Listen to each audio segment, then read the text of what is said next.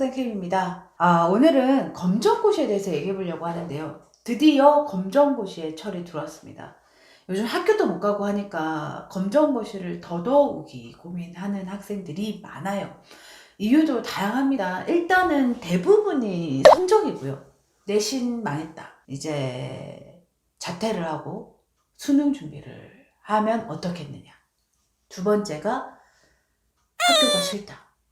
담임이 생기부 가지고 자꾸 협박한다. 뭐 너 이러면 뭐 생기부를 안 써주겠다느니. 저는 여기 되게 이 부분에서 되게 화가 났어요. 왜 애들한테 생기부를 가지고 협박을 하냐는 거죠. 너무 교육자 마인드가 없는 게 아니라 기본적으로 기질이 양아치인 거죠. 왜 애들한테 생기부 가지고 협박을 해? 말 안 들으면 그 말 안 듣는 걸로 화를 내야지. 왜 생기부를 써주네 마네. 제가 부모면 진짜 가만히 안 있을 것 같아요. 그리고 두 번째 이유가 그거였고, 이제 세 번째 이유가 학폭. 학폭은 저는 어쩔 수 없는 거라고 생각을 합니다. 어차피 학폭은 부모님과 학교, 선생님들이 개입한다고 해서 절대 나아지지 않아요. 그 아이가 극복해야 될 문제인데, 내 아이가 학폭을 극복해낼 수 있는 아이라면 무조건 피하고 벗어나야 되는 일이라고 저는 생각을 합니다.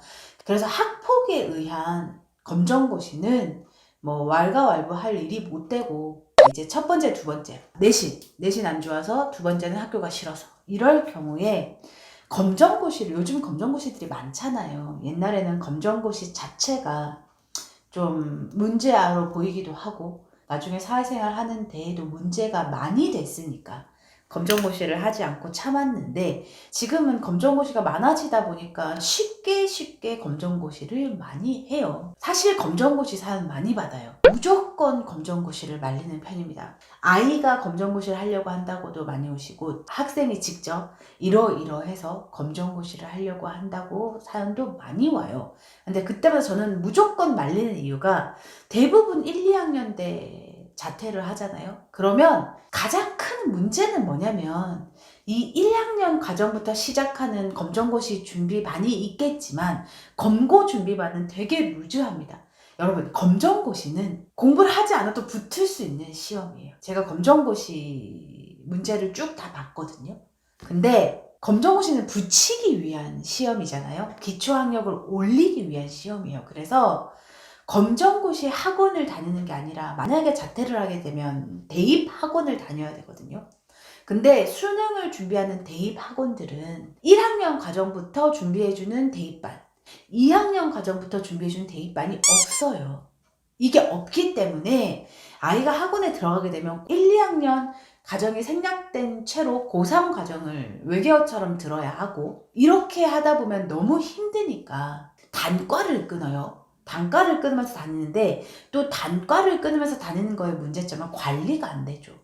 부모님들 중에 자퇴를, 검거를 시켜야지 하고 시키시는 부모님들은 없으시고, 단순하게 생각하시는 게 뭐냐면, 단과를 다니면서 아이를 관리해주는 관리형 독서실에 보내면 되지 않냐고 물으시는데, 그 관리형 독서실이라는 게요, 부모님들이 생각하는 것처럼 그렇게 관리해주지 않아요. 그냥 공간을 주는 거일 뿐이지, 아이가 밖으로 나가고 놀고 먹고 다 마음대로 할 수 있어요. 이러면서 대부분 자퇴를 낸 그 시점에 1년은 날아갑니다. 자퇴를 내고 8개월인가 후에 검정고시를 볼 수 있잖아요. 4월에 내면 내년 4월에 볼 수 있는 거예요. 그러니까 그 1년이 뭐 단과 들으면서 관련 독서실 다닐게 하지만, 그 1년 후에도 수능을 위한 어떠한 준비가 구체적으로 되어 있지 않아요. 그러면서 아이들이 1년을 일단 먼저 까먹고요. 까먹은 다음에 내가 기숙학원에 들어갈 거야 하면서 기숙학원으로 들어가죠? 그러면 이 1, 2학년 때 생략된 과정이 없이 바로 고3의 수업을 진행하면서 이 아이들은 또 수업을 못 알아들어요. 그래서 제가 15년 동안 검정고시생들 해마다 한 10명씩 치고 150명, 200명 봤다고 치면, 그 중에서 검정고시생들이 일단 인서울하는 케이스가 2명? 그 2명조차도 상위권은 아니에요. 그래서 검정고시를 정말 신중하게 고민하고 자퇴를 신중하게 고민하고 결정해야 하고, 그리고 제가 예전에도 한번 말씀드렸는데 검정고시를 선택한 그 200명이면 200명 중에 190명은 후회를 해요. 제가 다 물어봤어요. 후회하지 않아? 시간을 돌리면 자퇴할 것 같아? 제가 꼭 물어봐요. 왜냐면 그냥 데이터가 필요했어요. 검정고시가 맞는 것인가? 저는 아니라고 생각하는데 과연 이게 맞는 것인가에 대한 그냥 저만의 궁금증이었어요, 처음에는. 근데 하다 보니까 애들이 하나같이 다 후회를 하죠. 학폭들은 후회하지 않아요. 그리고 저는 학폭한테는 묻지도 않았어요. 왜냐면 제 스스로도 학폭은 멈춰줘야 하는 것이고 근절돼야 하는 것이고 아무리 노력해도 끊어내기 힘든 것이란 걸 알기 때문에 학폭들한테 묻지 않았고, 그 이외에 스스로 선택한 자퇴 있죠.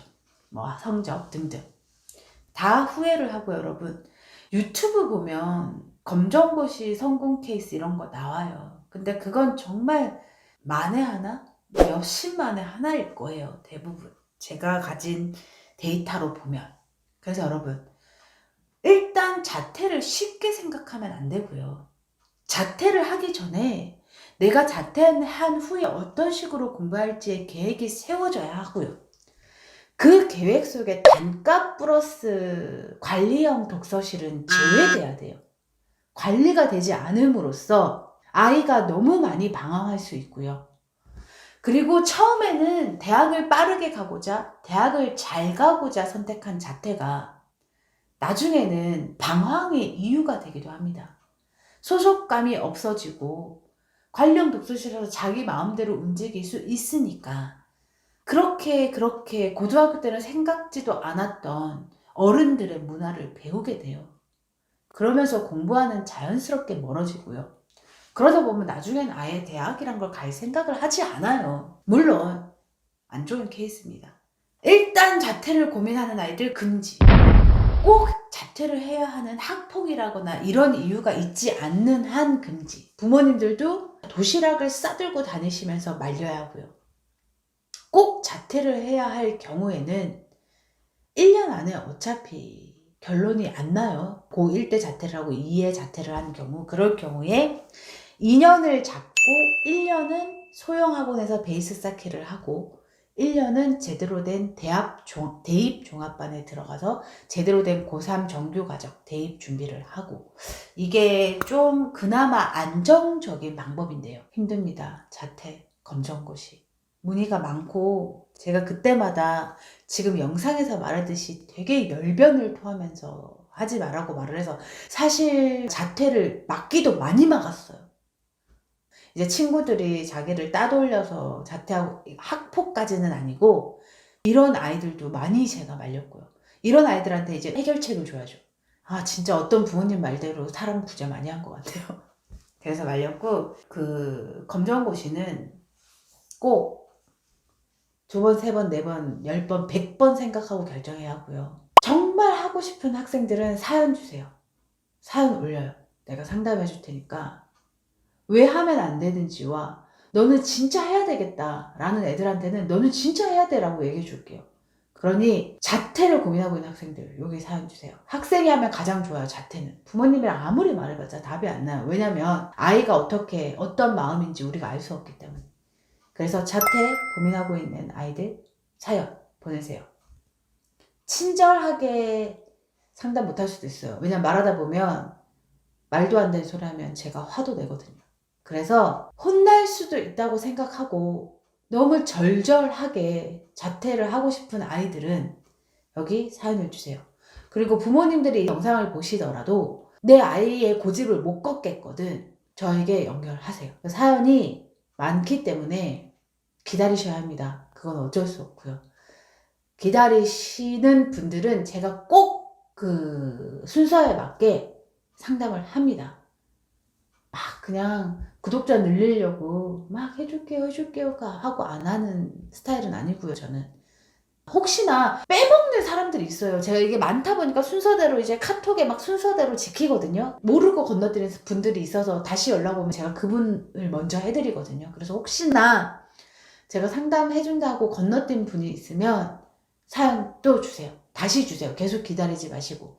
그래서 고민이 많으신 분들은 사연으로 해결하시면 좋으실 거예요.